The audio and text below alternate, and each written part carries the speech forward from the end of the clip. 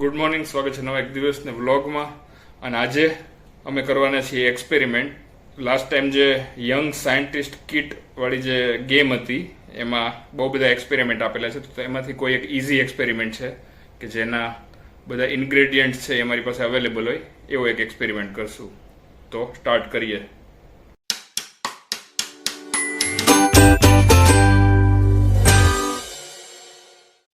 તો આ છે સાયન્સ કિટ, એને ઓપન કરીએ અને એમાં ટોટલ 3 એક્સપેરિમેન્ટ છે. તો એમાંથી આ જે એક્સપેરિમેન્ટ છે આ બુકમાં મેન્શન કરેલો, એમાંથી 5th એક્સપેરિમેન્ટ ચેક કરી જોઈએ, કેમ કે એ રિલેટિવલી ઇઝી છે અને એમાં જે બી સામગ્રી જોઈએ છે એ બી ઘરમાં અવેલેબલ છે. તો એ એક્સપેરિમેન્ટ પહેલાં તો એમાંથી રીડ કરીએ અને પછી પરફોર્મ કરી જોઈએ. અને બાકીની કિટ છે એને સાઈડમાં રાખી દઈએ. તો આમાંથી મેન્યુઅલ ઓપન કરી લઈએ.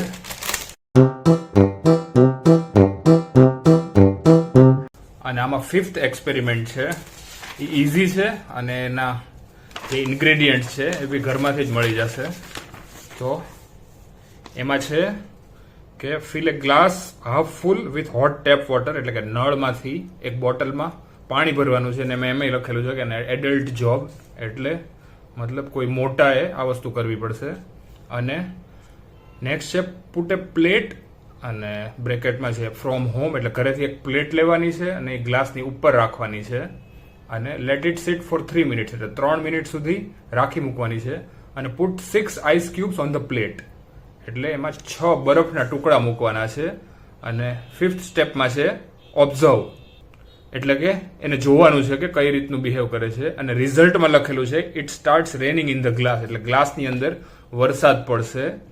તો આ એક્સપેરિમેન્ટ માટે આની અંદર જેટલી બી સામગ્રી આપેલી છે બેઝિકલી આની કોઈ જ જરૂર નથી. બધી વસ્તુ છે એ ઘરમાંથી જ અલગથી લેવાની છે. આ કિટ છે એ આ એક્સપેરિમેન્ટ માટે કોઈ જ કામની નથી. તો આને બી સાઈડમાં મૂકી દે. ખાલી ઇન્સ્ટ્રક્શન્સ છે એ જ આની સાથે હતા. અધરવાઇઝ આ જે ઇન્ગ્રેડિયન્ટ્સ અથવા તો સામગ્રી છે એની કોઈ રિક્વાયરમેન્ટ નથી. બધી સામગ્રી છે એ અલગથી ઘરમાંથી જ લેવાની છે. તો એના માટેની જરૂરી વસ્તુઓ રેડી કરી દીધી છે. આ છે એક જાર, જેમાં આપણે અડધે સુધી પાણી ભરેલું છે. અને આ છે પ્લેટ. તો આ જાર છે એની ઉપર આ પ્લેટને રાખવાની છે. અને એની ઉપર મૂકવાના છે 6 આઈસ ક્યુબ. તો આઈસ ક્યુબને પહેલા કાઢી લઈએ.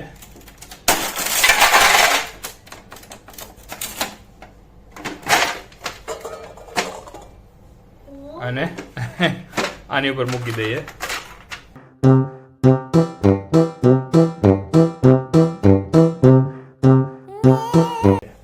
તો હવે આ આખા સેટઅપને 3 મિનિટ માટે ઓબ્ઝર્વ કરવાનું છે.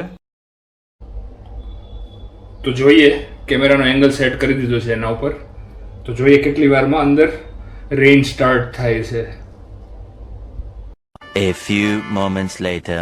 તો ભાઈ 5 મિનિટ્સ થઈ ગઈ છે અને હજી આ બરફ છે એટલો ઓગળ્યો નથી ને વરસાદ સ્ટાર્ટ નથી થયો. તો જોઈએ હજુ કેટલો ટાઈમ લાગે છે. તો ભાઈ પ્રોસેસને સ્પીડઅપ કરવા અમે એમાંની અંદર થોડુંક ગરમ પાણી એડ કર્યું છે, કેમ કે અમારું ટેપ વોટર છે એટલું ગરમ નહોતું, હુંફાળું બી નહોતું, એટલે એની અંદર અમે થોડુંક ગરમ પાણી એડ કર્યું છે. તો ભાઈ પ્લેટની નીચે ડ્રોપલેટ્સ ભેગા થવા લાગ્યા છે. તો આઈ થિંક થોડીક વારમાં પડવો જોઈએ રેઇન. કચરો પડવાનું જ છે. જો ઉપર બહુ બધા ટીપા ભેગા થઈ ગયા છે, ગમે ત્યારે પડી શકે. નીચે બી બરફ થઈ ગયો છે. ઉપર બરફ પીગળી ગયો. અમારે વધારે બરફ નાખવો પડ્યો કેમ કે આ પ્રોસેસ બહુ સ્લો છે. 3 મિનિટમાં તો નથી જ થતી, લગભગ 15-20 મિનિટ થઈ ગઈ અને હજી ખાલી ડ્રોપલેટ જ જમા થયા છે. હજી મતલબ એટલું સ્પીડમાં નથી થતું કે વરસાદ જેવું ઇફેક્ટ આવે. મને લાગે એક ટીપું માંડ પડશે એવું લાગે છે. એક ટીપું પડ્યું. તે જોયું? એટલે કેમ કીધું નહીં તો મને? નથી અને એક ટીપું અડીને નીચે ગયું. એવું છે? એ તો બહાર ને? નહીં, અંદર ગયું. ઓહો, ઓલમોસ્ટ રેડી જ છે પડવા માટે. પણ વરસાદ જેવું નથી. એક ટીપું રેન્ડમલી પડે, કેમ કે પાણી છે એ ઉકળતું નથી, ખાલી ગરમ પાણી જ છે. એને લીધે કદાચ આ સ્પીડ છે એ ઓછી છે વરસાદની. બાકી અહીંયા ટીપા તો જમા થયા છે. એ પડ્યું. ફાઇનલી વરસાદ ચાલુ થયો. ડીશ ઉચકી ત્યારે એ બી 3 ડ્રોપ પડીને બંધ થઈ ગયો. અમ્મા એ પડ્યું જો પડ્યું પડે છે હો ભાઈ, ધીમે ધીમે વરસાદ પડે છે. યાર એ જો ચોથું ટીપું બી લટકે છે, પડી જા.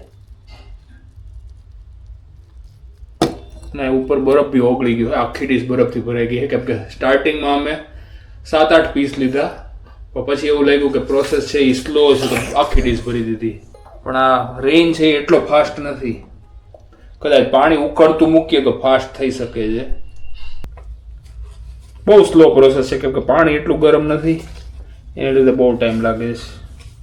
એકદમ ઉકળતું હોય તો ફટાફટ વરસાદ જેવી ઇફેક્ટ આવતી હશે. તો નેક્સ્ટ ટાઈમ આપણે ઉકળતા પાણી સાથે ટ્રાય કરી જોશું. તો નેક્સ્ટ હવે આ પાણીને ઉકાળી લઈએ છીએ અને ઉકાળેલા પાણીનો યુઝ કરીએ છીએ આ એક્સપેરિમેન્ટ કરવા માટે. તો જોઈએ. પાછું નથી આઘો રે ગરમ છે, દાજી જઈશ.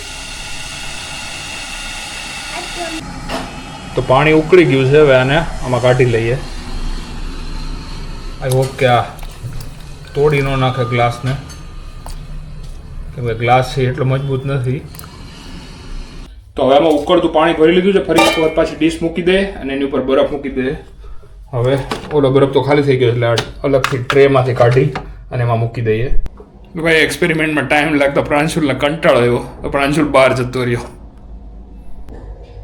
તો ભાઈ આમાં થોડીક સ્પીડથી વરસાદ પડે છે, પણ આમાં બાષ્પને લીધે અહીંયા જામી ગયું છે, એને લીધે દેખાતું નથી. પણ અંદર વરસાદ ચાલુ થઈ ગયો છે. ડીશ ઊંચી કરશું તો ખબર પડશે કે અહીંયા ઘણા બધા ટીપા છે, એનામાંથી પાણી બી પડે છે. આ ગયું.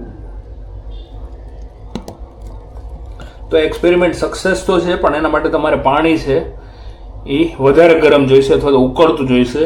જો વધારે ઉકળતું પાણી નાખીએ તો આ એક્સપેરિમેન્ટ ફાસ્ટ થશે, પણ એની સામે આ જે કાચનું બોલ છે અથવા તો જાર છે એ બી તૂટી જવાનો રિસ્ક છે. એટલે અમે મોડરેટ ગરમ પાણી લીધું છે ને અહીંયા રેઇન છે એ સ્ટાર્ટ થઈ ગયો છે. તો આ તો એક્સપેરિમેન્ટ. જો તમારે સ્પીડઅપ કરવું હોય તો તમે થોડું ગરમ પાણી લેજો. અધરવાઇઝ જો નોર્મલ ટેપ વોટર લેશો તો બહુ બધો ટાઈમ લાગી શકે છે, કલાકો બી લાગી શકે છે. તો તમે ઉકળતું પાણીમાં આ એક્સપેરિમેન્ટ કરવાની ટ્રાય કરજો. અને જો તમારું કન્ટેનર છે, મતલબ જાર કે બોટલ જે તમે યુઝ કરો એ જો ફ્રેજાઇલ હોય તો તમે એની અંદર બહુ ગરમ પાણી ના ભરતા, અથવા અધરવાઇઝ એ છે એ તૂટી શકે છે. તો તમે બી આ એક્સપેરિમેન્ટ ટ્રાય કરી જોજો.